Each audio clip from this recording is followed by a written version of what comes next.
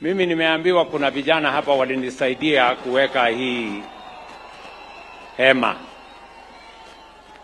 na nimeambiwa ya kwamba ni vijana wako na mtaratara mzuri, wamejipanga, wako mpaka na sako yao.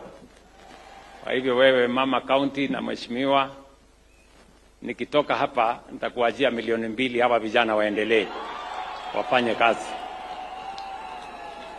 nasaidia hawa vijana. Nasikizeni nyinyi vijana, mimi nataka niwaambie nyinyi vijana, sisi wote kama wazazi tunafanya bidii kwa watoto wetu, na hatutaki watoto wetu wapotee kwa mambo ya madawa ya kulevya na mambo ya pombe. Viongozi wa kanisa hapa, wazazi wanajuta, wako na matatizo na watoto wetu kwa sababu ya mambo ya madawa ya kulevya na maneno ya pombe. Na mimi nataka niwaeleze, katika taarifa yangu ya tarehe 1 mwaka huu Januari, niliwesema tunaweka mpango kamili, msikuwe na wasiwasi. Haya mambo ya pombe yatakoma katika taifa letu la Kenya. Hiyo maneno ya pombe, nimeamrisha watu wa NACADA, nimeongeza watu wa anti-narcotics unit.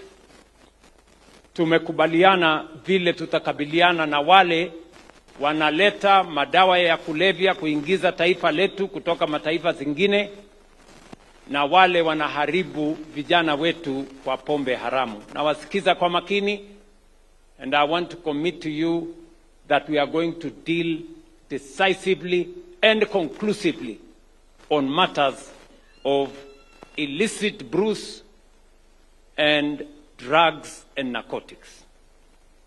Kwa hivyo nyinyi vijana nawauliza, tunawajali kama wazazi, tunawajali kama serikali, na nyinyi pia mjiepushe na mambo ya madawa na pombe. Na sisi zote kama jamii, kazi ya kupigana na pombe, kazi ya kuweka watoto wetu mahali pazuri.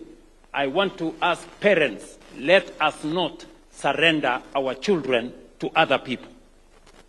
The church, let us not surrender the young people of our nation to foreign ideologies.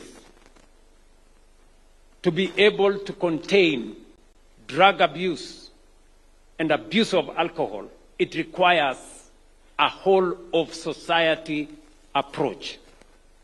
Lazima sehemu ya wazazi watimize sehemu yao. Sehemu ya kanisa itimize sehemu yake. Na sisi kama serikali tutatimiza wajibu wetu.